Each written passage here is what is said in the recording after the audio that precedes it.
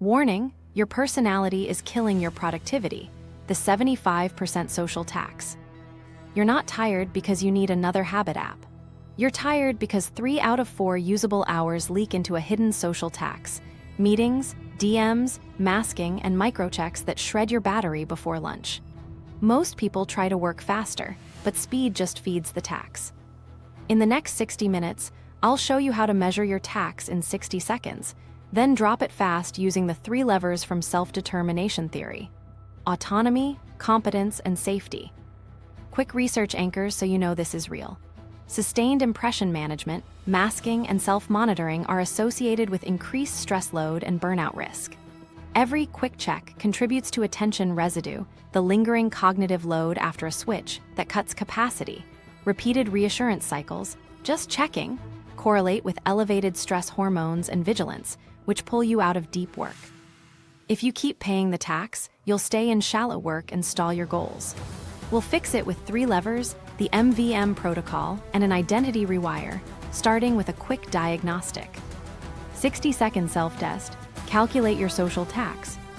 Grab a note, you'll score 8 prompts, 0 to 3. 0 means rarely, 3 means constantly.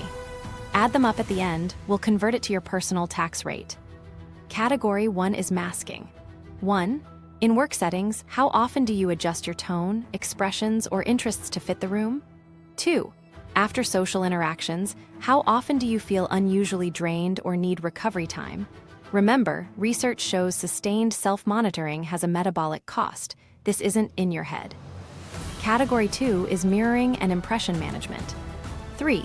How often do you replay conversations to check how you came across? 4. How often do you pre-draft messages to sound safe instead of clear? This is where stress priming sneaks in. Anticipating judgment keeps your system in a light threat state that biases you toward quick, shallow responses. Category 3 is micro-coordination. 5. How often do you check pings while doing other tasks? 6. How often do you say yes to a quick sync that turns into more coordination? Each switch leaves attention residue. Even small checks reduce your next block's focus. Category 4 is micro-approval. 7. How often do you send or seek just checking in updates? 8.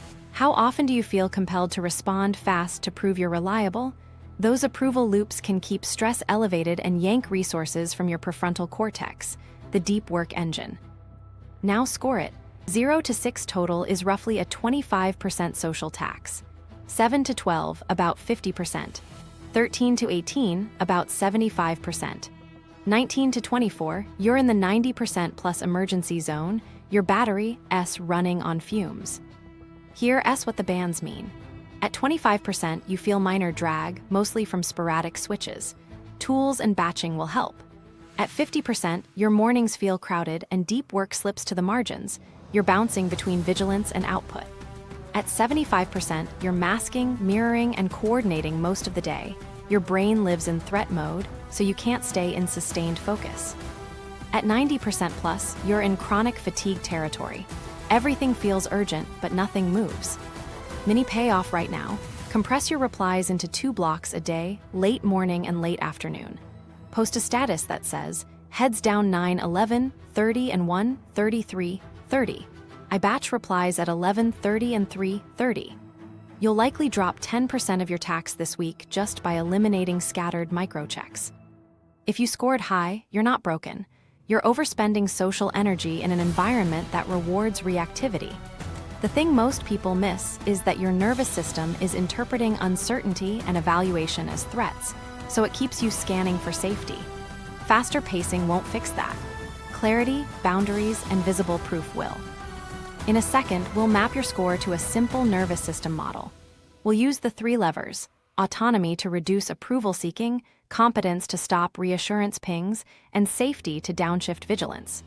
Once you see which lever is underfed, the fixes start working immediately.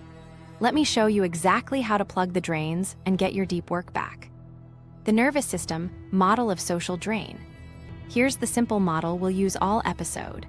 Your brain has 2 modes that compete for the same battery: deep work mode and social safety mode. When there's ambiguity or evaluation on the table, your social safety circuitry grabs power first. That's why you can feel fine scrolling or responding to pings, but hit a wall when you try to write, design, code, or make decisions. Deep work is metabolically expensive, and even mild threat scanning tends to win the allocation battle unless you change the inputs. Why does this happen? 3 levers regulate your battery: autonomy, competence, and safety, relatedness, psychological safety, and practice.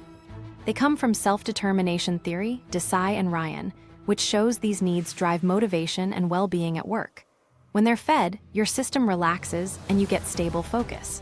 When they're starved, your body treats the day like a social survival problem. Most people try to push harder, but pushing without these levers just spikes cortisol and shortens your focus windows. Let me ground each lever in real costs. Safety is your nervous system's baseline. If your context feels unpredictable, constant pings, unclear expectations, hidden politics, your body preloads for threat. That stress priming shifts control away from your prefrontal cortex, the part that plans and holds complex ideas, toward vigilance networks. So you can still respond and coordinate, but you can't synthesize. The thing most people miss is that feeling busy is often just threat scanning with tasks attached. Competence is your sense that progress is real and legible. When proof is invisible, people, including you, seek reassurance. You get micro-approval loops, quick update, still on track, just checking in. Each one seems harmless, but they chain together and sustain uncertainty. That uncertainty keeps cortisol elevated and invites more checks. It's a spiral. Invisible proof, right arrow, reassurance pings, right arrow, more visibility, debt, right arrow, more pings. Your brain never gets the all clear to drop into depth. Autonomy is about choice and control. When you don't feel you can choose how to engage, reply timing, meeting gates, channel norms, you start approval seeking to reduce the risk of social penalties. Approval seeking looks like instant replies, over-explaining, and saying yes to quick syncs. It temporarily soothes the threat, but it mortgages your afternoon. The reason this works against you is simple. Every accommodation increases future expectations, which lowers perceived autonomy even more. Now the cost centers. Unpredictability is expensive because your brain prefers patterns. Without them, it keeps the motor idling high. Impression management, masking, mirroring, scripting language to seem safe, has a metabolic cost. Sustained self-monitoring depletes the system and correlates with burnout in observational research. That's not drama, it's physiology. And asynchronous pressure, pings, notifications, channel roulette, creates constant micro-switches. Let's talk attention residue. After every switch, a portion of your mind stays stuck on the previous task, documented by task switching and resumption lag research. So even when you return to your main work, you're dragging cognitive anchors. It's why just 2 minutes to check Slack often turns into 20 minutes of degraded performance. Stack 5 of these in a morning, and you've paid half your battery before lunch without shipping anything meaningful. There's also a hidden loop that compounds the tax. Stress priming raises vigilance. Raised vigilance increases micro-approval behaviors. Those behaviors invite more inbound pings and expectations. More inbound means more switches, which increases attention residue. And because switches are chaotic, you rely on masking and impression management to smooth the noise, raising metabolic load again. That's the spiral. Cortisol, right arrow, approval loops, right arrow switches, masking, right arrow, more cortisol. If you remember nothing else here, remember this loop. Our fixes break it in 3 places: reduce triggers, safety, make proof visible, competence, and codify choice, autonomy. Here, the belief break that frees up hours fast. Faster pacing does not equal safer. Speed without clarity often signals to your nervous system that the world is more urgent than it is. What calms the system is predictability, explicit edges, and visible progress. When the brain knows when it can engage, what good looks like, and how it will show value, it stops scanning for social threat and releases power to deep work. So how do you use this model? Start by mapping your pain to a lever. If your calendar is dense, your DMs feel compulsory, and you answer fast just in case, you likely have an autonomy deficit. If you get repeated status pings, redo decisions, and keep rewriting work to be convincing, competence is underfed. If you feel on edge, pre-draft safe language, and crash after meetings, safety is the first domino. Before we fix it, identify your dominant tax driver so you don't waste effort. We'll look at approval seeking, over-coordination, role masking, and latent conflict. Each one maps directly to a lever. Once you know your driver, the interventions stop feeling like willpower and start feeling like relief. This next part separates beginners from pros. Pick the right lever first, then everything else clicks. Identify your dominant tax driver. Let's pinpoint what's really taxing your battery so you can pick the right lever. There are 4 dominant drivers: approval seeking, overcoordination, role masking, and latent conflict. You might see a bit of each, but choose one primary and one secondary. Then we'll map them to autonomy, competence, and safety so your fixes hit the root. Approval seeking first. Pattern tells: you feel a compulsion to respond fast, you overexplain to sound agreeable, you send just checking notes to show momentum. Your calendar isn't packed by others, it's packed by your own reassurance habits. After meetings, you replay what you said and craft follow-ups to manage impressions. Mini diagnostic. When a ping lands, do you feel a body jolt to answer now, even if it breaks your block? When you ship a draft, do you add caveats and ask for quick thoughts to preempt criticism? If yes, approval seeking is likely primary. Mechanism: low autonomy. The need for control feels unmet, so you chase safety through speed and appeasement. Stress priming keeps you on a hair trigger, and those micro-approval loops multiply your switches. Over-coordination next. Pattern tells: dense calendars, frequent quick syncs, thread sprawl across channels, and a constant sense that everything needs alignment. You're a coordination hub by default. Mini diagnostic. Do you propose meetings to reduce ambiguity that could have been solved with a crisp doc? Do you bounce between apps, keeping everyone looped, rather than advancing the actual work? If yes, over-coordination is likely primary. Mechanism: low competence signaling. Not skill, but legibility. When proof isn't visible, people swarm coordination to find certainty and to manage perceived risk. That flood creates attention residue, which ironically lowers quality and invites even more alignment. Role masking.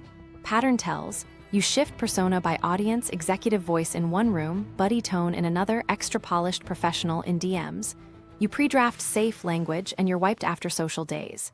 Mini diagnostic. Before key interactions, do you rehearse who you need to be rather than what needs to be done? After, do you need outsized recovery even when the content wasn't heavy? If yes, role masking is likely primary. Mechanism: low safety. Sustained self-monitoring carries a measurable metabolic stress cost. Your system pays it minute by minute. The drain shows up as shorter focus windows, slower ramp into depth, and a craving for low-stakes tasks. Latent conflict. Pattern tells: you avoid hard edges, say yes to protect relationships, and carry quiet resentment that leaks as sarcasm or disengagement. Work piles up in the gray areas. Mini diagnostic. Do you leave meetings with unresolved ownership, then stew about it later? Do you take on tasks to dodge confrontation, then feel underappreciated? If yes, latent conflict is likely primary. Mechanism: low safety and shaky autonomy. You trade clarity for peace, but ambiguity sustains vigilance. That vigilance drives switches and approval seeking to manage risk without naming it. Now choose your primary and secondary. If approval seeking is primary, autonomy is your first lever. Competence is second to stabilize trust. If overcoordination is primary, lead with competence, make progress legible, then use autonomy to cut sync demand. If role masking is primary, start with safety, predictable rhythms and clear edges, then layer autonomy scripts so you don't refill the drain. If latent conflict is primary, open with safety via boundaries that lower ambiguity, then autonomy to codify choices. 2 quick questions per driver to lock it in. Approval seeking: would delaying replies by 2 hours raise your heart rate? Do you routinely add, just checking messages within 24 hours? Over-coordination: do you default to meetings to feel aligned? Do project threads splinter across more than 2 channels weekly? Role masking: do you swap vocabulary and demeanor by stakeholder? Do you crash after presenting even when it went fine? Latent conflict: do you accept vague asks to stay liked? Do you vent privately about unclear ownership instead of clarifying publicly? Here's the shortcut nobody teaches. Your calendar is a mirror, not a plan. If it's crowded with syncs, your competence signaling is underfed. If it's crowded with availability, your autonomy is underfed. If it's crowded with others, priorities, and leaves you wired at night, your safety is underfed. Lock your picks. We'll run the 4-phase system in sequence so the fixes don't backfire. Next up, Phase 1, stabilize safety with the dopamine drain reset, because lowering vigilance first makes every other change stick. The 4-phase social tax reduction system. We'll unwind the tax in 4 phases. The order matters. If you skip ahead, you'll trigger backlash and refill the drain. Phase 1 is stabilize safety. Physiology first. We downshift cortisol and reduce vigilance so your brain stops treating work like a threat. Practically, that means shrinking unpredictable inputs and creating clear edges your nervous system can trust. We'll run a 72-hour dopamine drain reset that compresses pings into planned windows, posts a simple public status, and installs quiet hours. Why start here? Because when safety is shaky, every tactic feels like resistance, and you'll snap back to old approval loops.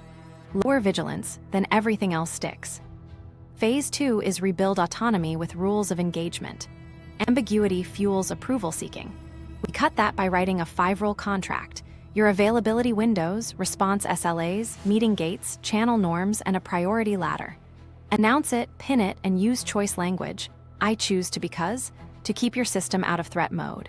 This step doesn't make you aloof, it makes you predictable. Predictable people get fewer pings.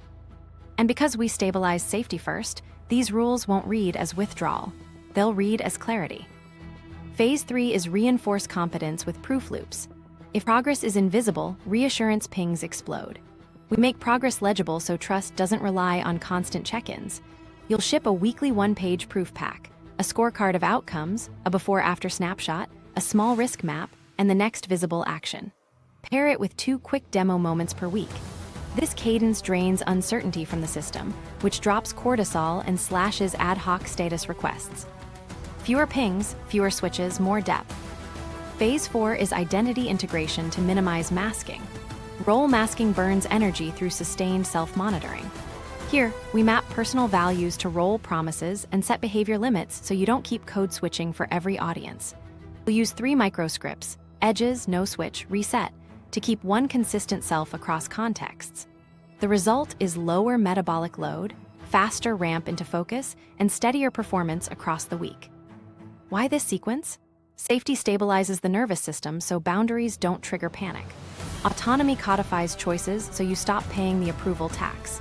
Competence makes value obvious so others don't refill your day with reassurance demand. Identity integration removes the background drain that used to make each switch expensive. In SDT terms, we're feeding relatedness safety first, then autonomy, then competence, then locking the gains by aligning identity with role. Skip the order and you'll get social blowback. Rules without safety read as cold, proof without autonomy turns into more meetings, authenticity without boundaries becomes oversharing. Here's the payoff rhythm you'll feel. After Phase 1, your mornings stop feeling spiky. After Phase 2, your calendar loosens. After Phase 3, check-ins drop while trust rises. After Phase 4, you stop bracing before interactions. The compounding effect is real because we're breaking the cortisol right arrow approval right arrow switches, masking loop at 3 points, and removing its fuel source. Now, let's dive into Phase 1 and get you an immediate win this week. Phase 1, stabilize safety, the dopamine drain reset. Why first? When your nervous system doesn't feel safe, it overcompensates with social vigilance. That's stress priming. It's your body preloading for threat, which pulls power away from the prefrontal cortex, the part that plans, reasons, and holds complex ideas, and hands it to surveillance. You can reply and react, but deep work stalls. Masking and constant self-monitoring add metabolic cost on top of that, so the baseline stress becomes your normal. This is why random pings feel urgent and writing feels impossible. We're going to cut the fuel by stripping volatile inputs for 72 hours. Not a hard detox, just enough friction and rhythm to let your system downshift. What you'll run is a 72-hour dopamine drain reset for social inputs. It's a constraint stack, not a punishment. 3 moves: notifications batching, status scripts, and quiet hours. Batching reduces attention residue from microchecks. Scripts broadcast predictability so people stop pinging reactively. Quiet hours give your brain proof that nothing bad happens when you don't monitor.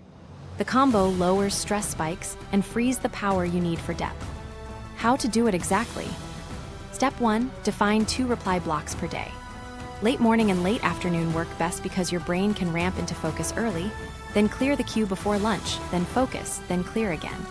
Set calendar blocks labeled reply window at 11, 30, 12, 00 and 3, 34, 00. During those times, you process DMs, email, and comments end-to-end. Outside those windows, all notifications are off. System level do not disturb on desktop and phone. This single change cuts stray context switches that often leave attention residue lingering for minutes after each quick check. Step 2, publish a status script in every live channel you use. Keep it short and neutral. Heads down 9:11, 30 and 1, 33, 30. I batch replies at 11:30 and 3:30. If urgent, add urgent today in the subject. Pin it in your email signature, Slack profile, calendar description, and any client portal. The if urgent clause is critical. It creates a clear path for real exceptions without reopening the floodgates. Predictability lowers perceived threat for everyone, including you. Step 3, set quiet hours and enforce them with automation. Choose 9:11, 30 and 1, 33, 30 as no notification focus blocks. In Slack or Teams, set status to heads down replies at 11:30/3, 30, mute channels, and enable delayed send by default outside reply windows. In email, enable an auto-reply for the first 72 hours. Thanks for your note. Quick heads up that I'm batching replies at 11:30 and 3:30. You'll hear from me then. For urgent items today, please start your subject with urgent. This buys you air cover while norms update. Step 4, sandbox your DMs. Create a single intake label in email and a single triage channel in Slack. During reply windows, move everything there first, then process in order. Urgent, quick, queue. Quick means under 2 minutes. Queue means you add it to your task list with a due date, then send a receipt. Got it slated for Wednesday's block. Next visible step is X. That receipt is a mini proof loop that prevents reassurance pings while protecting depth blocks. Step 5, pre-commit your day's one anchor task before you open any inbox. Write it on a sticky or the top of your dock. During focus blocks, if you feel the body jolt to check, say out loud, "Not now. I choose to protect the anchor." Choice language restores autonomy and reduces the threat signal.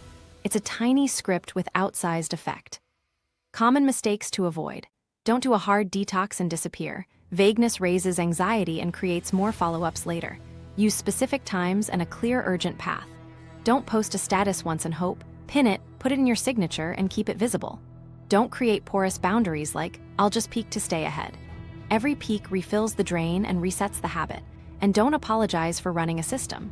Neutral, predictable tone works better than sorry for the delay. Quick win to expect. Most people see a 10–15% tax drop in the first week just from compressing replies and muting outside windows. You'll notice quieter mornings, easier ramp into work, and fewer just checking nudges because the status script answers the when question up front. That's safety at work, predictability calming vigilance. Why this reset matters for everything that follows. Lower vigilance makes autonomy rules feel safe to others, not like withdrawal. It also reduces the metabolic load of masking because you're not constantly context-switching personas across pings. And it shrinks the approval loop because your visible rhythm, 2 consistent reply blocks, becomes a social contract. You're teaching your environment when and how to engage. Run it for 3 days exactly as written. On day 1, expect itchiness around 10 a.m. That's withdrawal from microapproval dopamine. By day 2, your urge curve flattens. By day 3, your focus windows feel thicker, like your thoughts have more weight. That's your nervous system moving out of threat scanning and back toward depth. Lock this in now, because in phase 2, we'll codify your rules of engagement, so the gains don't leak the second a prestige invite Phase or 2, vague rebuild request autonomy. hits your inbox. Rules of engagement.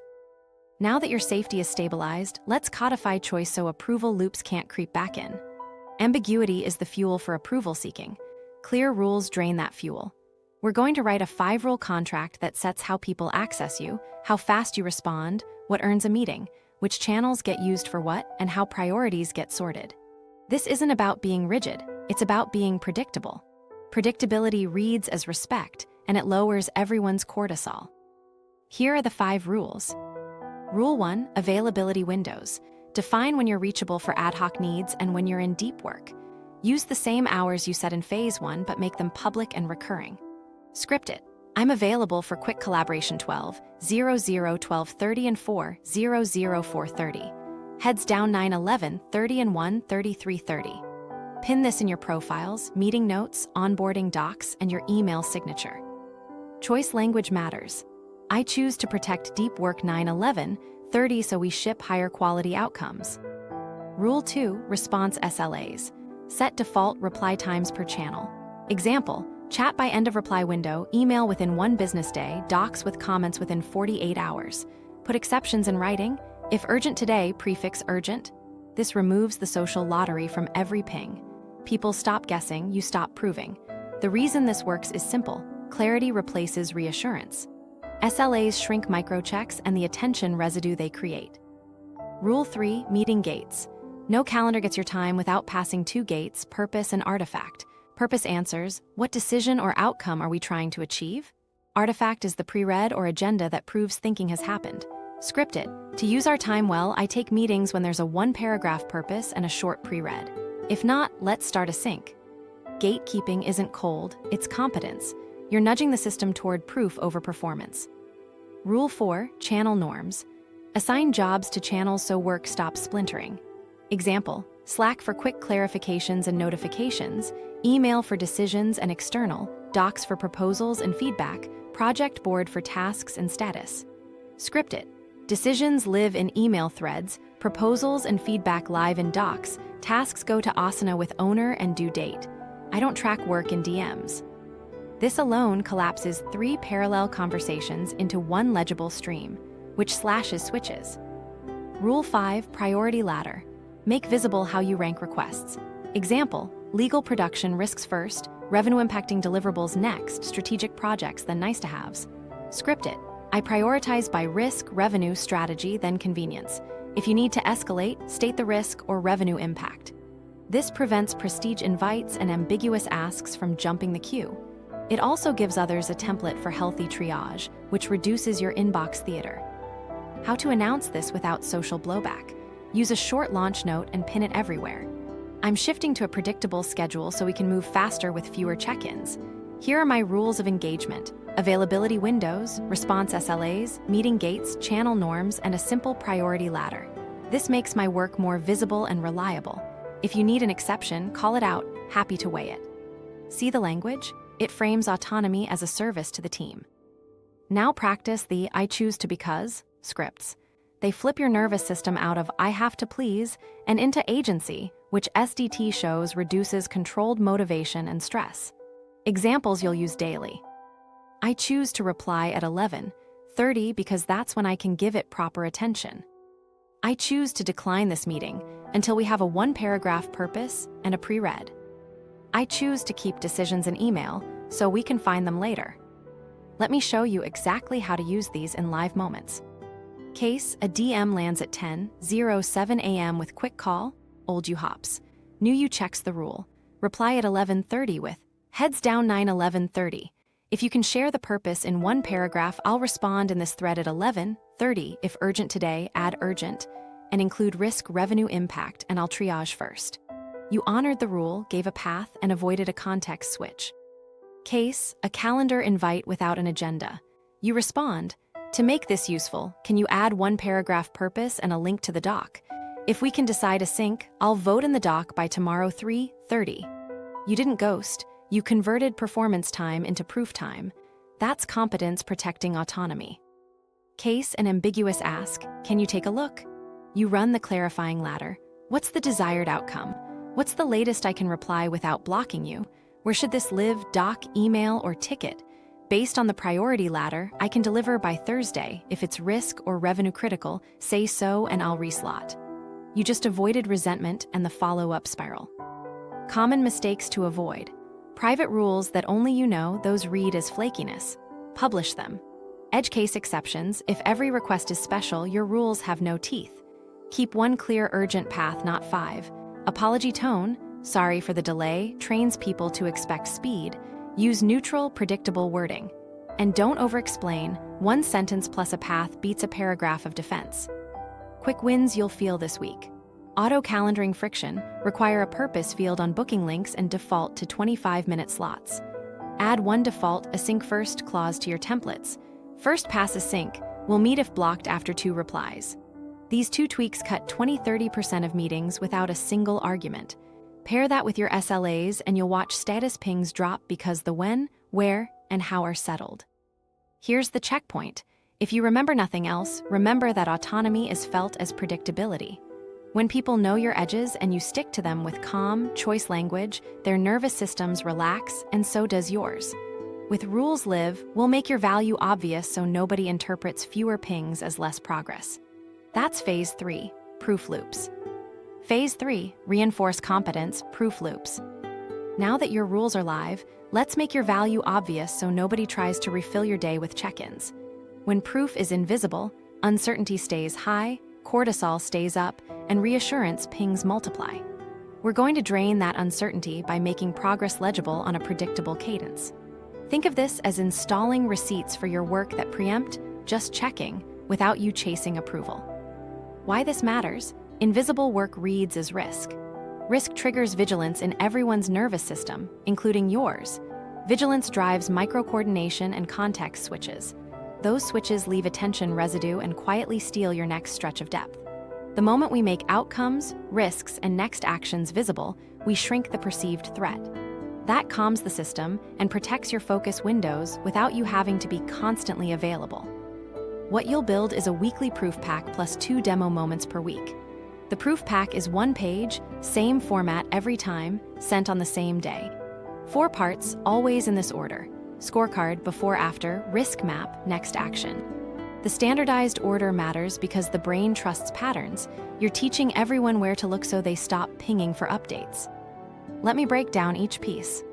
Scorecard, 3 to 5 outcome metrics tied to what actually matters: shipping, quality, impact, not vanity. If you're a PM, think ship tickets meeting acceptance criteria, cycle time, and release confidence. If you're a creator, think published pieces, retention, and conversion. Keep it short and comparable week to week. Competence reads as trend, not vibes. Before after, 1 snapshot that shows transformation. A line of code refactor with a before-after diff, a UX screen comparison, a content hook evolution, a latency chart. This turns abstract progress into something you can see in 3 seconds. The thing most people miss is how powerful a single visual is at closing reassurance loops. Risk map, 2 to 3 bullets naming the real risks and what you're doing about them. Design dependency delayed 2 days, updated plan shifts QA to Friday, release unaffected. You're surfacing uncertainty on purpose so no one has to fish for it. That reduces the "are we okay?" pings that usually explode near deadlines. Next action, the first visible step you'll take in the next 72 hours with owner and date. Not a plan, just the next proof.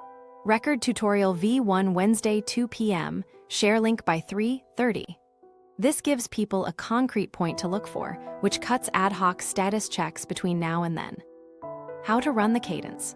Pick a fixed send time. Thursday 3:30 works well because it catches stakeholders before Friday drift and sets Monday up. Send it to the smallest group that actually needs it and pin it in one canonical place: email thread titled Proof Pack Week 32, or a proof page on your status board. Consistency is critical. Irregular cadence teaches people to ping you. Regular cadence teaches them to wait. Layer in 2 demo moments per week. These are 5-minute show what's real clips, live or async, 1 midweek, 1 end of week. Keep them lightweight. A loom of a feature working, a 30-second screen record of the metric moving, a quick talk-through of the risk you closed. DMOS convert skepticism into trust faster than any paragraph. They also scratch the social itch for progress without opening a flood of meetings. Here's your template you can paste and use today. Subject, proof pack a week. Scorecard, outcome 1, outcome 2, outcome 3, sparkline or delta. Before after, 1 image or 10-second clip. Risk map, risk A plus mitigation, risk B plus mitigation. Next action, owner will visible step by day/time, link will be here, URL. DMOS, WED 300 link, Fry 320 link. Now let's walk a quick example. Say you're a freelancer building a landing page. Scorecard, hero A/B complete, CTR from 1.2% to 2.1%, form completion from 18% to 24%, load time from 2.8s to 1.9s. Before after, side-by-side hero images with headline tweaks. Risk map, copy approval delayed, using placeholder to unblock dev, will swap Friday 11 a.m. next action. Ship responsive fixes Thursday 2 p.m., share mobile demo by 3:30. Then you post a 90-second loom showing the faster load and form flow. Watch what happens. DMs drop because people can see reality moving forward. Common mistakes and how to avoid them. Vanity metrics, pretty numbers no one cares about, invite questions instead of trust. Tie metrics to outcomes stakeholders already value. Irregular cadence, sending proof when you have time, reteaches people to interrupt you. Set a reminder and ship it even if it's thin. No risk surfacing, hiding issues creates last-minute fire drills. Name the risk early with your mitigation, and most people will relax. And overbuilding, turning a one-page pack into a deck burns time and signals insecurity. Keep it one page. Quick win you can use in 24 hours, the receipt update. When a request lands outside your focus window, drop one sentence. Got it, slotting for Friday 1:30. First visible step is X, and I'll post the link here. That single receipt replaces 5 any update, pings, protects your block, and builds a breadcrumb trail of reliability. One more micro story to lock this in. Last week, a manager I coach had a team pinging her all day. She shipped her first proof pack on Thursday and did 2 3-minute DMOS. The next week, her check-ins dropped by half, and her team's cycle time improved because they started mirroring her cadence. The difference wasn't more meetings, it was legible progress. If you remember nothing else, remember this. Competence isn't just doing great work, it's making the right people see the right proof at the right time. Do that, and the approval tax collapses without you hustling for it. With proof now visible, you've removed the need for constant reassurance. That sets you up for Phase 4, where we stop paying the masking cost by aligning who you are with how you work. Phase 4, identity integration, mask minimization. Now that safety, autonomy, and competence are working for you, let's remove the background drain, masking. Masking is the constant self-monitoring you do to fit the room, editing your tone, dampening quirks, overpolishing language. It carries a metabolic cost. When your brain runs a social filter all day, baseline stress creeps up, vigilance sticks, and your ramp into deep work gets slower. The fix isn't be your raw self everywhere. It's integrating your identity with your role so you don't code switch for every audience. Here's the why in plain terms. If you spend a third of your day predicting reactions, there's less energy left for thinking. Sustained self-monitoring keeps your nervous system in a mild threat state, which yanks time away from the prefrontal cortex into surveillance. You can still coordinate, but you'll struggle to synthesize or create. Integrating identity lowers that vigilance, shortens ramp time, and makes your performance steadier across contexts. What we'll build is a role merge map. 3 layers: personal values, role promises, behavior limits. Values are the principles you won't trade: clarity, candor, craftsmanship, kindness, curiosity. Role promises are the outcomes your job exists to deliver: ship reliable releases, grow revenue, reduce risk, teach clearly. Behavior limits are the edges that protect both, how you show up and what you won't do to perform. When these align, you stop running multiple personas. Let me show you exactly how to draft it. Start with values. Write 3 that feel non-negotiable. Example: clarity over polish, kindness without avoidance, evidence before opinion. These aren't slogans, they're constraints for how you communicate. Next, write your role promises in verbs and nouns, no fluff. Ship features that meet acceptance criteria on schedule, publish 2 useful pieces a week that retain viewers, protect cash flow with clean forecasts. Finally, set behavior limits. No back-channeling decisions, no urgency performance in DMs, no rewriting my voice to match titles. That's your anti-mask layer. Now the HOW, 3 scripts that make this real: edges, no switch, reset. Edges is where you define how you communicate up front so people don't expect a different persona later. Script: quick heads up on how I work, I prioritize clarity over polish.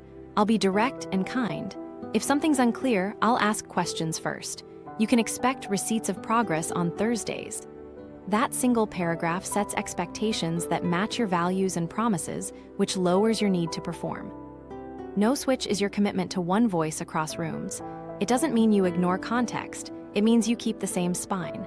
Script for executive rooms: I'll keep this direct, outcome, risk, next step. Same format I use with the team. For peer chats, I'm going to stay with our standard structure so we don't splinter.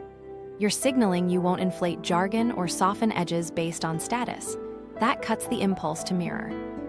Reset is how you recover when you feel yourself slipping into a mask. You notice the urge to overpolish or people please, and you pivot with a sentence that anchors values and promises. Script: actually, let me be clearer. The risk is X. The next visible step is Y by Friday 3:30. Or, I'm going to pause the wordsmithing and show the working demo. The reset moves you out of performance into proof. Common mistakes to avoid: persona swaps by audience, sounding executive with execs, casual with peers, deferential with clients, look adaptable but cost energy. Keep one voice, vary only length and detail. Humor as a shield, jokes to deflect tension are a subtle mask and often breed ambiguity. Use humor for warmth, not avoidance. Over-explaining, adding caveats and context to manage impressions. If your proof loops are in place, let them carry trust. Quick win you can install today: define one non-negotiable that halves masking in meetings. Example: I speak last only after I've seen the draft. Or, I won't rewrite tone, I'll comment on clarity and outcomes. Announce it once. To keep quality high and avoid thrash, here's my one edge: I'll respond to outcomes and evidence, I won't wordsmith voice. You'll feel your shoulders drop because you've removed a whole category of impression management. Let's map this back to the levers. Safety rises because predictability replaces social guessing. Your body learns that your one voice works across rooms, so it dials down vigilance. Autonomy strengthens because you're not bargaining with persona swaps to buy access, you've codified how you engage. Competence stays legible because your proof cadence and language formats don't change with status. People can track you easily. When these stack, attention residue from persona flips dissolves, and your deep work sessions start thicker and stay longer. A quick micro story. A creator I coach kept burning hours rewriting captions to sound brand safe for partners, then switching to authentic for the audience. We built her role merge map with values, clarity, usefulness, warmth, promises teach one hard thing per post, demo twice weekly, and limits no vague hype, no apology tone. She ran the edges script with partners: I'll be direct and useful, expect 2 demos weekly, and the no switch line, same tone across channels. Masking time dropped, session duration rose, and ironically, partners trusted her more because every post felt consistent. Here's your now you try. Draft 3 values, 3 role promises, and 3 behavior limits. Write your edges script and post it where new collaborators see it. Pick one no-switch line you'll use in both exec and team settings this week. And choose one reset sentence you can say when you feel the mask sliding on. Practice it once in a low-stakes chat today. That single rep locks the pattern in your nervous system. If you remember nothing else, remember this: authenticity isn't a vibe, it's an energy-saving architecture. Merge your values with your role, set edges, refuse voice switching, and reset to proof. Your battery stops leaking, and your work gets easier to trust. Minimum viable momentum, MVM, for low social days. Some days you wake up at 40% and your brain starts bargaining. Reply to everything, say yes to stay safe, and push the real work later. That's the trap. Low battery tilts you toward people-pleasing and drift because stress makes social reassurance feel urgent. Today we'll run MVM, the minimum viable momentum triad, so you get a real win without refilling the social tax. Here's the WHY. On low social days, your nervous system is in threat bias. Approval seeking feels like relief, so you burn hours on pings and performative updates. Those switches create attention residue, which makes depth even harder. You end the day tired and ashamed. MVM flips the script by creating proof first, boundary second, and only then a tiny touch of communication. That order calms your system and prevents the spiral. What is the MVM triad? 1 anchor task, 1 boundary act, 1 proof touch executed in a 12-minute kickoff ritual. The anchor task is the smallest shippable unit of your real work. The boundary act is a tiny rule that protects the next hour. The proof touch is a visible receipt that closes reassurance loops without opening your inbox floodgates. How to run it in 12 minutes. Minute 2, name your anchor. Ask, what's the smallest chunk I can ship in 25-45 minutes that moves the needle? It must be binary, done or not. Examples: write the opening hook paragraph, implement one test, record a 60-second demo, draft a 3-bullet risk update, outline the first subsection. Write it as a verb noun with a finish line. Record 60's demo of feature toggle, upload to proof page. Minute 2-4, lock a boundary act. Choose one protective edge you can execute now. Options: flip do not disturb for 60 minutes, snooze Slack to the next reply window, move your phone to another room, or close all tabs except the dock. Then say the choice out loud. I choose DND for 60 to ship the demo. Choice language reactivates autonomy and lowers the threat signal. Minute 4-7, prepare the runway. Open only what the anchor needs: one doc, one IDE, one canvas. Paste a 2-line checklist at the top. Ship demo, upload link. If there's a foreseeable snag, write the next micro step. If error X, comment it, move on. This prevents perfectionism from becoming procrastination. Minute 7-9, pre-write your proof touch stub without sending it. Example: receipt, feature toggle demo linked here, next visible step Thursday 3:30.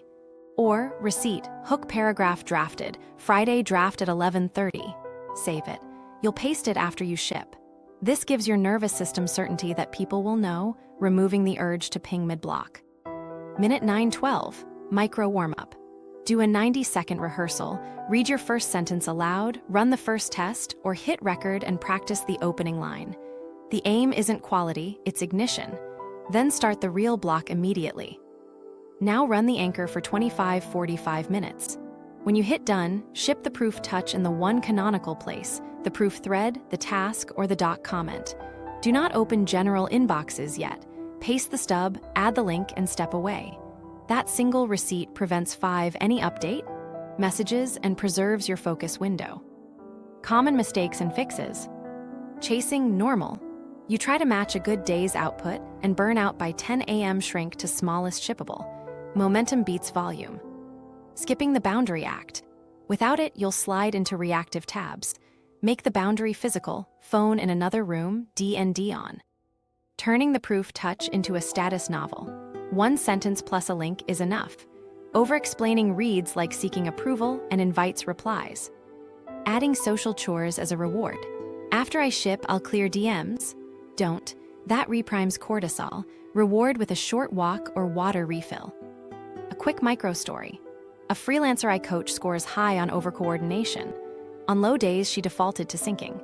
We installed MVM, anchor a 90-second loom of progress, boundary with DND, proof touch in the client's proof thread.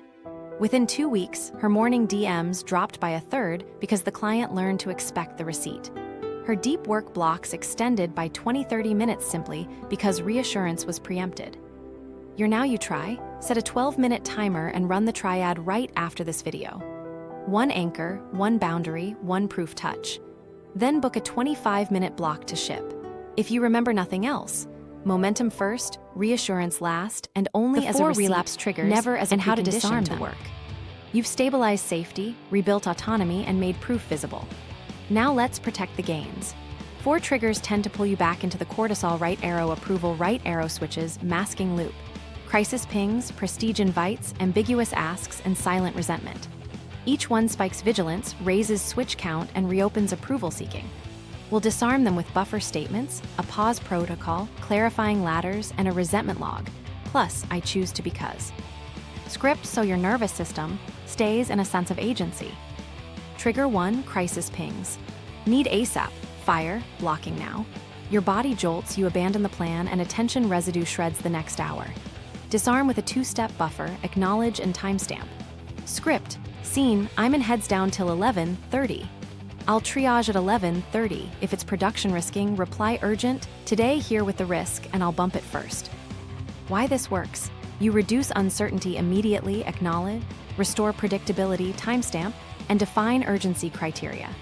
If urgent comes back, you still channel it into your reply window unless it meets your predefined risk ladder. Choice language. I choose to triage at 11:30 so I can give this full attention. That sentence prevents the panic switch and keeps your prefrontal online. Trigger 2, prestige invites. Key stakeholder wants you in this, panel, VIP review, leadership sync. Feels flattering, but it hijacks your calendar and can restart masking. Install a 24-hour pause protocol. Script on receipt. Thanks for the invite, this looks meaningful. I'm on a 24-hour hold for new commitments to protect delivery. I'll confirm by tomorrow, 3:30, after I check impact against my priority ladder. Then run a quick impact test. Does this drive risk reduction, revenue, or strategic outcomes this week? If yes, propose an async contribution first. I'll send a 1-pager and a 3-minute loom by Thursday. If we're blocked after that, I'll join a 25-minute slot. If no, decline with service framing. I'm choosing to protect outcome X this week. Here's a short brief you can use. Happy to weigh in async. The pause protocol dissolves dopamine rush decisions that lead to resentment, and the async first default guards against attention, residue from extra meetings. Trigger 3, ambiguous asks. Can you take a look? Thoughts on this? Need your eyes. These breed micro-coordination and approval loops because no one knows the outcome or timeline. Run the clarifying ladder in under 60 seconds. Outcome, latest, location, criteria. Outcome, what decision or deliverable are you aiming for? Latest, what's the latest I can reply without blocking you? Location, where should this live? Doc, email, ticket. Criteria, what does good look like? 2 bullets? Then set a receipt with a next visible step. Got it based on risk revenue, I'll post a 3-bullet review in the doc by Friday 3:30. If they can't answer outcome or criteria, convert to async scoping. Draft a 1-paragraph purpose and the top 2 questions. I'll respond in my 11:30 window. This collapses ping-pong threads, anchors work in one place, and lowers vigilance because what good looks like is explicit. Trigger 4, silent resentment. You say yes to stay liked, then stew. Resentment is delayed boundary setting that compounds masking and context switches over time. Start a resentment log for 1 week. Each time you feel a twinge, write what happened, the boundary you wish you set, and the script you'll use next time. Example, ask, quick rewrite by EOD, felt cornered. Boundary, I don't rewrite tone, I edit for clarity outcomes. Script, I choose to respond on outcomes. Clarity notes in doc by 3:30. Then, schedule a 5-minute renegotiation with the repeat offender. Use the Edges Plus offer frame. To keep quality high, I stick to outcomes and clarity, not tone. I'll leave outcome-focused comments by Friday. If you need tone work, let's brief a writer. You're converting resentment into a system change. A few I choose to because. Replacements for I have to, you'll use under pressure. I choose to wait till 11:30 because rushed replies create rework. I choose async first because decisions in docs are findable and faster. I choose one demo over a status meeting because proof answers most questions.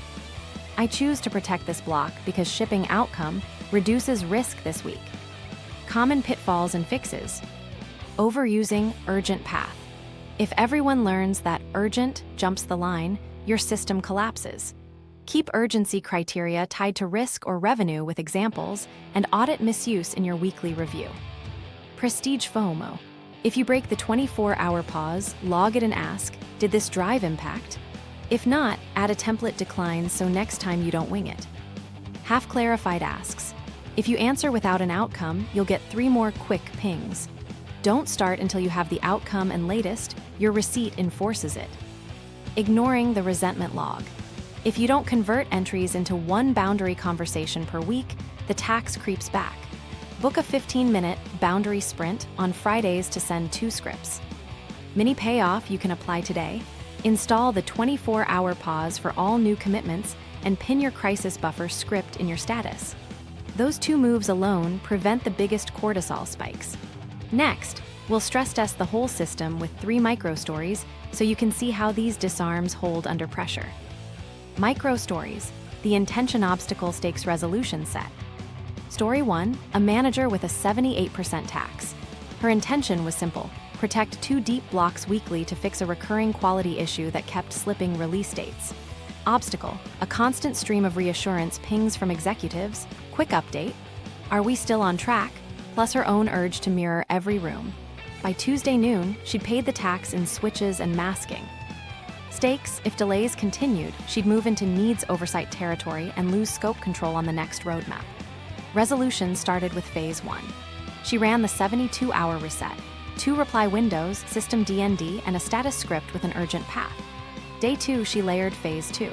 a 5-rule note to her leads: availability, SLAs, meeting gates, channel norms, priority ladder. She then launched phase 3, a Thursday 3, 30 proof pack and 2 micro demos. Week 2, check-ins dropped 48%. Her deep blocks held, defects fell because she wasn't context switching.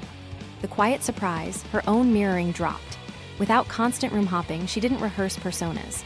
Masking's metabolic cost eased and her afternoons stopped crashing. Trust retention flattened, execs waited for the cadence because proof arrived on time. That's the 3 levers in motion: safety from predictability, autonomy from codified edges, competence from visible outcomes. Story 2, a freelancer drowning in overcoordination. Intention, ship a client's conversion landing page in 10 days. Obstacle, 6 stakeholders across Slack, email, and Asana, all looping in with conflicting edits. Every quick sync, 8 an hour. Stakes, missed the deadline and she'd lose the retainer plus a case study she needed for pipeline. She mapped her driver, overcoordination, so competence signaling had to lead. Resolution, she ran a hard channel norm. Decisions live in email, proposals and feedback live in one doc, tasks in Asana. She added the meeting gate, 1 paragraph purpose, artifact required, or it stayed async. Then she installed the proof pack cadence and 2 5-minute demos, mid-week speed audit and end-of-week hero test.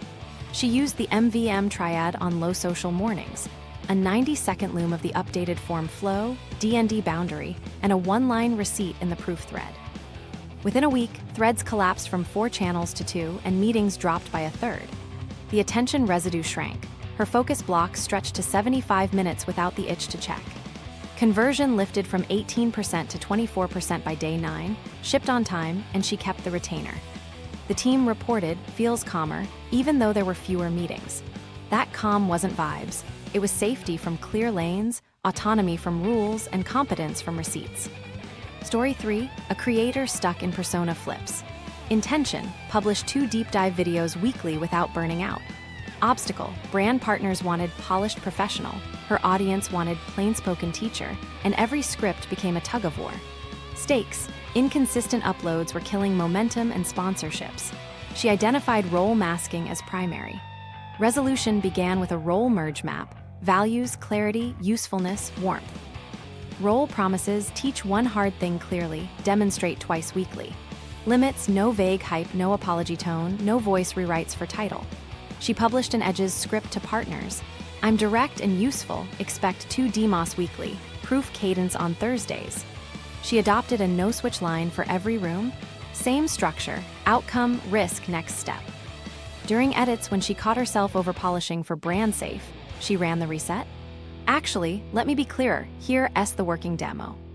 She paired that with phase 3's proof, a weekly behind-the-scenes clip of a technique working, plus a visible scorecard, published consistency and retention. Within 4 weeks, masking time per script fell by half, and session duration in edits increased because she wasn't rewriting tone. Uploads stabilized at 2 per week, retention improved, and partners stopped asking for rewrites because they trusted the cadence and the demos. Again, the 3 levers clicked: safety from clear edges, autonomy from no-switch discipline, competence from visible teaching outcomes. 3 fast data beats to close. First, trust retention. When proof cadence landed the same day, any update? Pings commonly fell substantially, which flattened vigilance curves and protected deep work. Second, meeting hours. Meeting gates plus async first norms reliably cut total meeting time 20-35% over 2 weeks, especially in teams prone to overcoordination. Third, session duration. Muting outside reply windows and sandboxing DMs extended no-switch blocks by 20-40 minutes, most obvious in creators and ICs with high masking histories. None of this required heroics. It was sequence: stabilize safety, codify autonomy, make competence legible, then minimize masking. Notice the pattern across all 3 stories. Intention was clear but fragile. Obstacle was the same loop: cortisol, approval, switches, masking. Stakes were reputation, scope, or consistency. Resolution wasn't willpower, it was architecture: status scripts, reply windows, rules of engagement, proof packs, and a single voice across rooms. Feed the 3 levers and the tax drops. Next, we'll quantify targets by role so you know what good looks like for ICs, managers, founders, and creators. and where to watch for creep. Benchmarks, metrics, and targets by role. Let's put numbers on this so you know what good looks like. We'll set realistic tax bands by role, the metrics that matter, and an 8-week target ladder. Use these as ranges, not handcuffs. Your goal is steady compounding, not perfection. Individual contributors first. Typical starting tax bands, 50-75% if you're in Slack-heavy environments or client-facing IC roles. Healthy target over 8 weeks, down to 35-45%. Watchouts. Helpful DMs that bypass your proof threads, and silent scope creep that breeds ambiguous asks. Metrics to track weekly. Social load hours, time in meetings, DMs, and status replies. Start line, 10-15 hours, target 6-8. Reply windows adherence, percent of replies sent inside your 2 blocks.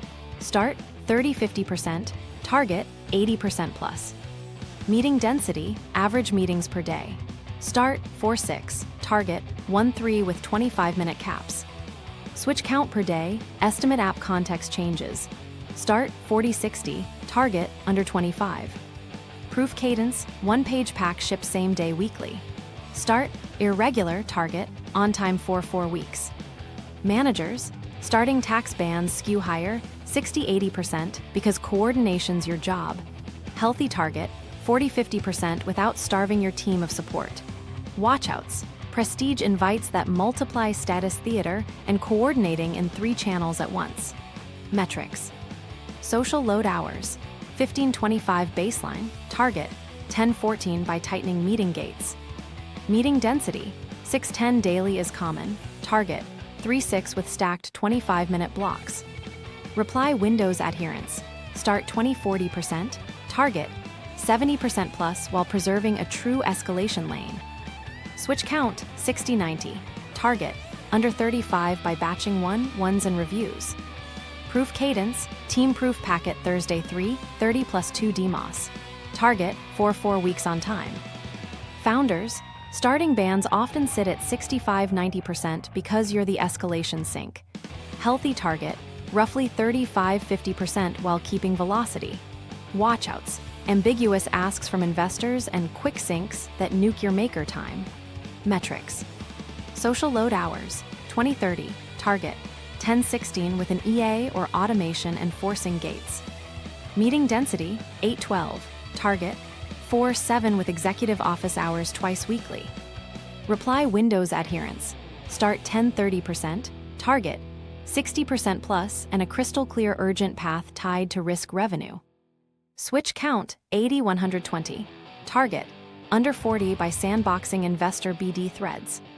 Proof cadence, CEO scorecard plus risks plus next action, target, weekly, same day, same format.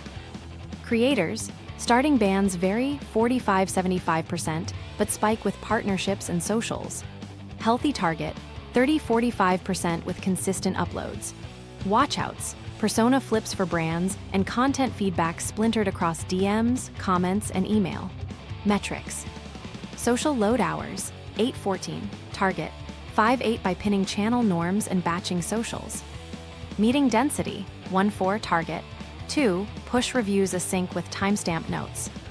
Reply windows adherence, target, 80% plus, let comments batch into 1 moderation slot. Switch count, 40-70, target, under 25 with 2 daily publishing admin blocks. Proof cadence, behind the scenes demo twice weekly plus weekly performance snapshot. Now the target ladder. For many roles, 75% right arrow, 50% right arrow, 35% over 8 weeks is achievable. Here's the rhythm. Weeks 1-2, phase 1 reset plus status scripts. Expect a 10-15% drop just from batching replies and quiet hours. Switch count falls first. Weeks 3-4, phase 2 rules live. Meetings decline 20-30% as gates bite. Reply adherence crosses 60%. Social load hours slide by 2-4 weekly. Weeks 5-6, phase 3 proof cadence stabilizes. Any update? Pings drop 30-50%. Trust retention flattens, you hold longer focus blocks. Weeks 7-8, phase 4 mask minimization. Ramp time shortens, afternoon crashes fade. Net tax lands in your band. ICs 35-45, managers 40-50, founders 35-50, creators 30-45. 2 cautions. First, don't chase zero social load. That's fantasy and usually a mask of avoidance. You need relatedness safety for durable motivation. Second, expect a brief spike after rules go live as people test edges. Hold calmly, your proof cadence will do the talking. How to track this without creating admin drag? Use a simple weekly dashboard. Meetings count total hours, % under 25 minutes. Reply adherence, % in Windows. Switch count, self-estimated. Proof on time, yes, no. Energy note, 1-5, and ramp time, minutes to focus. If you're trending wrong, diagnose by lever. Autonomy drift shows up as slipping reply adherence and creeping meetings. Competence drift shows up as late proof and rising pings. Safety drift shows up as rising switch count and longer ramp time. Set your role band and your week 1 baselines today. We'll turn this into your social operating standard next. Your social operating standard, S.O.S, document. You've got the levers working. Now we'll make them permanent with one artifact, your social operating standard. Think of it as your personal user manual that others can rely on. It reduces attention residue by eliminating guesswork, lowers cortisol by making rhythms predictable, and keeps autonomy, competence, and safety fed without you re-explaining yourself every week. Here, what goes in it exactly. Section 1, Availability Grid.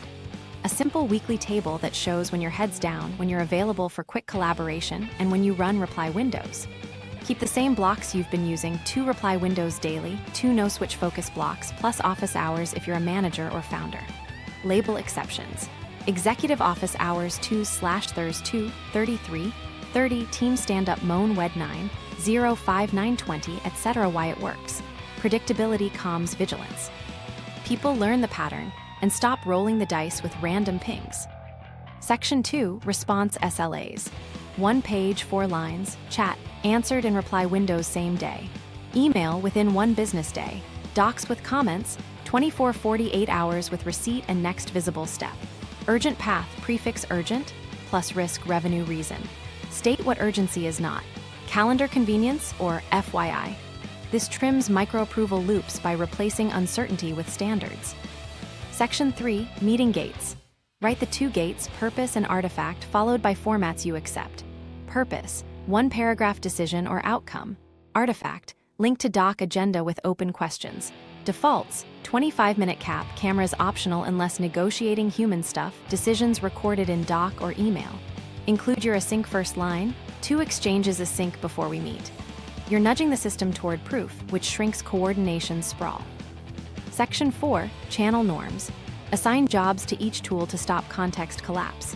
Slack teams, clarifications and notifications only, no decisions, no tasks tracked. Email, decisions and external comms, subject lines carry decision tags. Docs, proposals, feedback, and history. Project board, tasks, owners, dates, and status. Add 1 enforcement note. I don't track work in DMs, move requests to the board to live. This flattens switch count and keeps attention where the work lives. Section 5, Proof Cadence. Lock the day, the time, and the format for your weekly proof pack plus your 2 demo moments. State where these live and how to subscribe.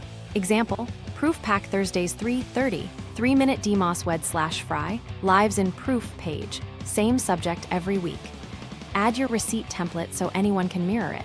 You're institutionalizing legibility so trust doesn't ride on you being hyper-available. Section 6, Mask Limits. 3 behavior limits that prevent persona flips. Examples, no back-channeling decisions, no urgency performance in DMs, no tone rewrites, I edit for clarity and outcomes. Include your edges script up top, I'm direct and kind, clarity over polish, I'll ask questions first, so expectations match how you show up. This drops the metabolic cost of masking because you've stated the rules once and pinned them. Now how to publish this so it actually sticks. Share once, pin forever. Post it where people naturally look. Pin Slack Teams post, Notion Confluence home, onboarding packet, email signature link, calendar description. Use a short launch note. To move faster with fewer check-ins, here's my social operating standard. It makes my availability, reply times, meeting gates, channel norms, proof cadence, and communication edges predictable. If you need an exception, call it out. We'll weigh it against risk revenue. Neutral, service-oriented tone builds buy-in. Enforcement happens with automation and templates, not willpower. Turn on delayed send outside reply windows. Add booking link fields for purpose and artifact, and reject invites missing them with an auto-reply that pastes your gates. Create canned responses for crisis buffers, clarifying ladders, and I choose to because lines. Build one-click moves. Move to intake. Create task in board, paste receipt. The more you default to systems, the less you rely on moment-to-moment discipline. Common mistakes to avoid. Undocumented exceptions, doing favors quietly erodes your edges. If you grant an exception, log it and label why, or it becomes precedent. Private rules, if it's not pinned, it's not real, and people will assume you're flaky. One-off favors that bypass channel norms, politely route them back. Moving this to the doc so I don't lose it, I'll reply at 11:30. Burying the proof cadence, if it's hard to find, reassurance pings return. Keep proof one click away, same time, same place. Review and update cadence. Monthly, run a 30-minute S.O.S. review. Check reply adherence, meeting density, switch count, proof on time, and your energy note. If reply adherence dips, your autonomy lever slipped, tight SLAs or repin status.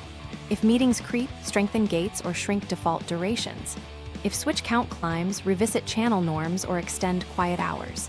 If masking feelings return, longer ramp, fatigue after social blocks, refresh edges and limits. Role tweaks. Managers. Add team office hours, one cadence and escalation criteria so your team knows when to break the queue without guilt. Founders. Add investor BD lanes with sandbox threads and a single weekly update to absorb random asks. Creators. Add partnership review windows, content feedback lanes, and a single moderation block to prevent all-day comment grazing. Last step, make compliance easy for others. Add a how to get a fast yes from me box at the top. Example, one paragraph purpose plus link to doc plus decision deadline equals fastest yes. People want speed, show them the path and they'll take it. Publish your S.O.S. today. It's the simplest way to lock the gains from safety, autonomy, and competence while cutting the masking three levers to near dive. zero. Autonomy, competence, safety. Before we stack advanced tactics, you need to feel how the three levers actually change your brain's state in the moment. Autonomy, competence, and safety aren't fluffy values. They're switches that shift you out of vigilance and into depth. When they're underfed, you pay the tax through cortisol spikes, approval loops, and attention residue. Feed them, and the same day feels lighter without you trying harder. Let's start with autonomy. Autonomy is the felt sense that you're choosing your actions. When that drops, your body slips into controlled motivation. I have to, which the nervous system reads as threat. Threat dials up cortisol, narrows attention, and drives you to micro-coordinate to regain certainty. The shortcut nobody teaches is that language and pre-commitments are fast autonomy restorers. Choice phrasing, I choose to reply at 11:30 because. Sounds trivial, but it flips appraisal from threat to task. Pre-commitments do the same at the system level. Reply windows, meeting gates, and channel norms are autonomy you've decided in advance. How to apply autonomy right now? Use 3 tools. First, choice scripts in moments of pull. I choose to protect this 45-minute block to ship X. Say it out loud. It anchors behavior. Second, pre-commitment artifacts.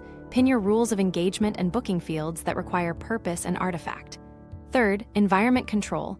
DND, app blocks, and default delayed send outside windows.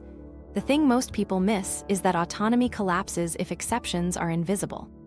Keep a single urgent path tied to risk or revenue, and audit it weekly so your edges don't erode. Common autonomy mistakes. Private rules no one knows, apology tone that reintroduces threat, and edge case creep. Fix them with public pins, neutral wording, and a monthly review where you cut exceptions you wouldn't repeat. Now competence. Competence is your brain's evidence that your effort maps to outcomes. When proof is opaque, uncertainty rises, cortisol follows, and reassurance pings explode. That's when you start checking DMs mid-block, just in case, and attention residue steals the next 20 minutes. Competence restores calm by making progress legible at the right granularity. Practical competence is 2 things: proof loops and feedback windows. Proof loops are your weekly one-pager plus 2 microdemos that show outcomes, risks, and next steps. Feedback windows are predefined times when input is welcome, and outside of them you don't read comments. Announce both. I ship proof Thursdays 3:30, DMOS/Wed/Fry. I take feedback in doc by Friday noon. The reason this works is your stakeholders' nervous systems get the same relief yours does: predictability. Approval demand falls because questions are answered on schedule. How to implement competence quickly. If you're time crunched, start with the receipt update. Got it? Slotted Friday 1:30. First visible step is X by 3:30. Link will be here. That single line prevents 5 follow-ups. Next, standardize your proof template and reuse it forever. Lastly, install 2 standing demo slots on your calendar as 5-minute blocks. Record a sync if needed. If you remember nothing else, remember, competence reads as trend. Same day, same format, tiny deltas. Competence pitfalls: vanity metrics, irregular cadence, and hiding risk. Tie metrics to outcomes stakeholders already value, ship on time even when thin, and surface risk with mitigation so no one needs to chase you. Finally, safety. Safety is your nervous system's confidence that nothing bad happens if you're not hypervigilant. When safety's low, you mask, mirror, and overcheck. That raises your metabolic load. Sustained self-monitoring burns fuel and pushes you into threat scanning. We fix safety by reducing unpredictability and lowering stakes. 3 safety builders you already touched but now deepen. First, predictable rhythms, reply windows, quiet hours, and a fixed proof cadence.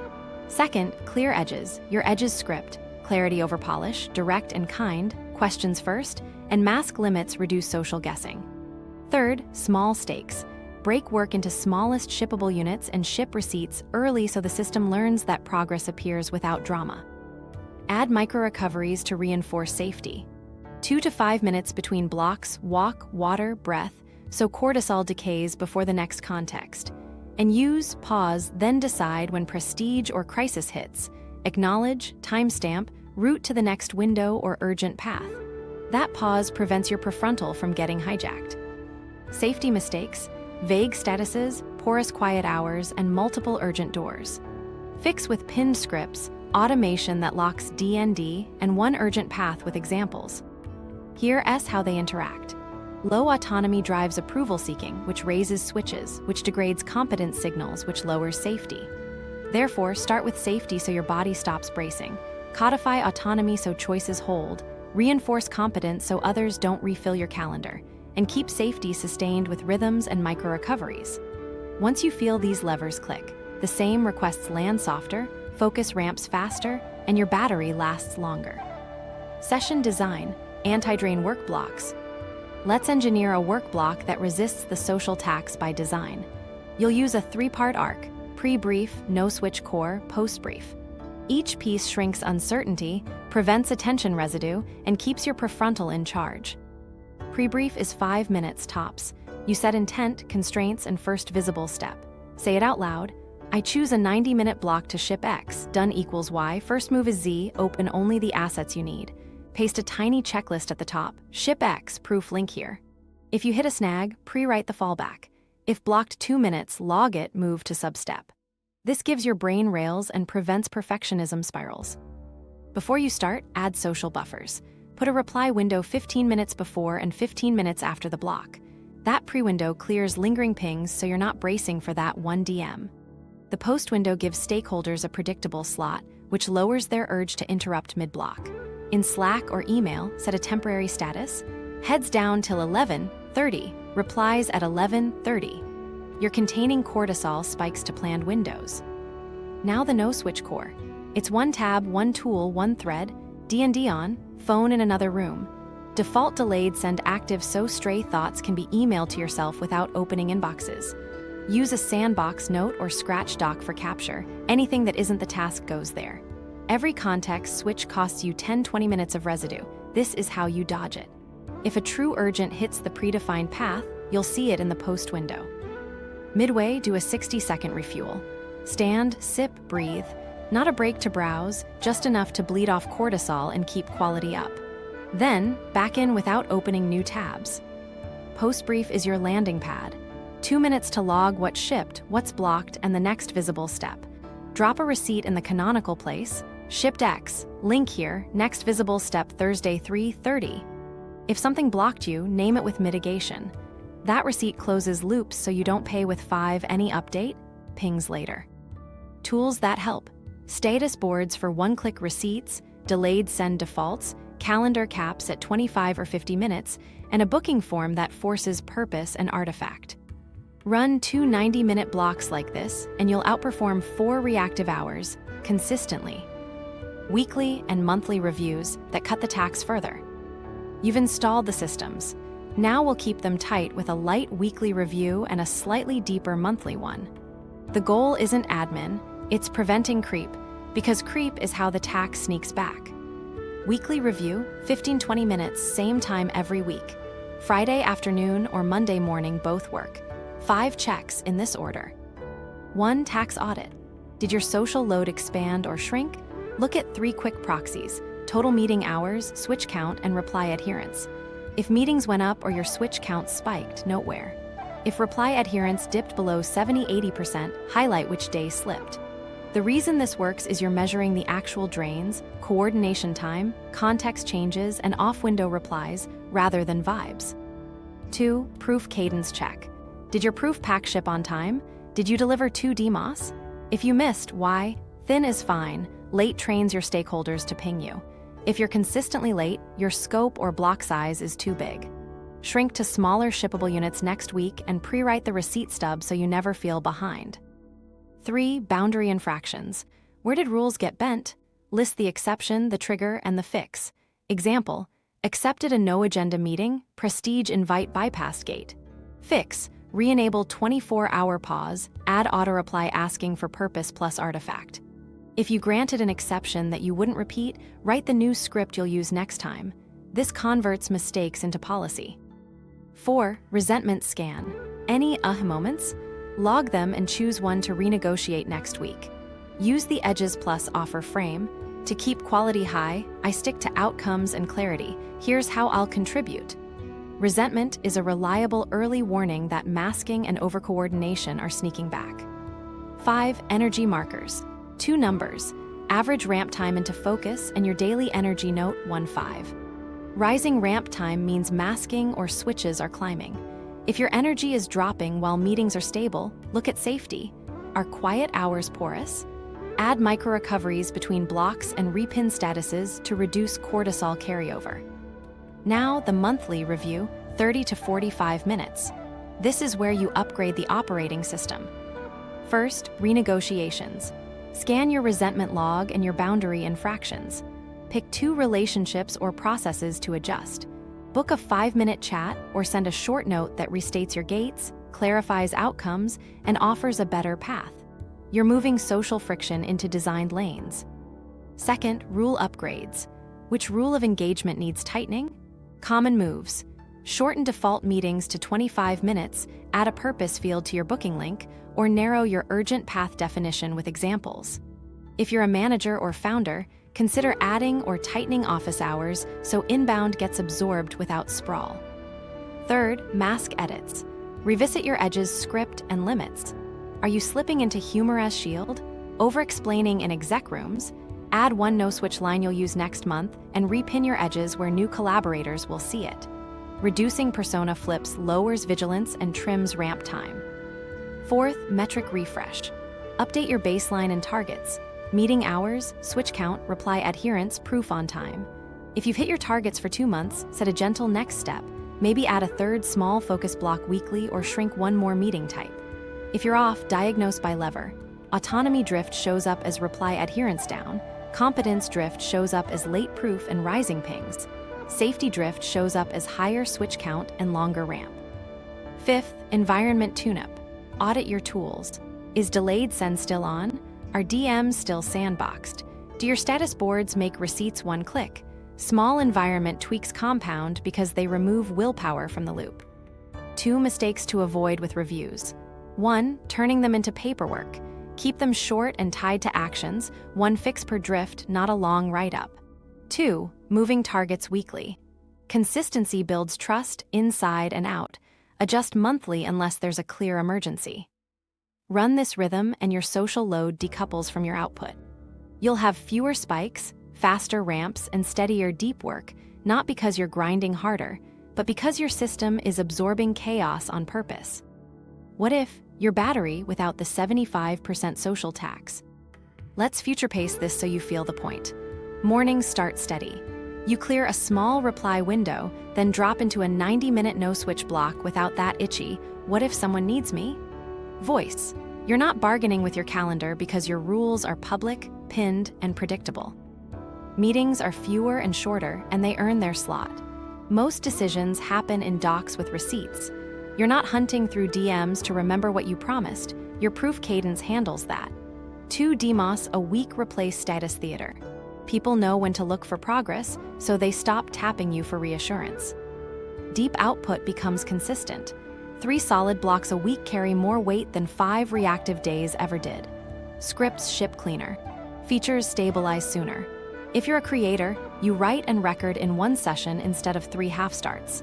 If you're a manager, your team mirrors your cadence, so your calendar stops exploding at 3 p.m. Your identity feels integrated. 1 voice across rooms. You don't contort tone for titles or overpolish to feel safe. That alone cuts your ramp time. You speak in outcomes, risks, and next steps, and your receipts back it up. Masking's metabolic cost fades because there's nothing left to hide or perform. Most importantly, your nervous system is calm by default. Cortisol spikes happen, but they don't run the day. You pause, root, and return. Attention residue shrinks because you switch less and switch on purpose. You end the week with energy left, not just relief that it's over. That's the point of this whole system. Not perfection, not 0 meetings, not a performative productivity routine. It's a battery that lasts, a brain that trusts itself, and work that speaks for you, so you don't have to. In the next episode, we'll extend these proof loops to the team level so your organization compounds the same way. For now, we'll lock your personal plan and cash in the first 10-15% tax drop this week. Implementation and payoff. Here's your 3-step action plan. Reset rules proof. First, run the 72-hour dopamine drain reset, 2 reply windows, pinned status, quiet hours. Second, publish your rules of engagement. Availability, SLAs, meeting gates, channel norms, urgent path. Third, lock your proof cadence. Weekly 1-pager and 2 tiny DMOS. Aim to drop 10-15% of your social tax this week from batching, SLAs, and mask limits. Over 8 weeks, compounding kicks in. Lower stress load from less masking, fewer switches from channel norms, steadier trust from proof. Your deep blocks get longer, your ramp time shrinks, and results speak without you chasing reassurance.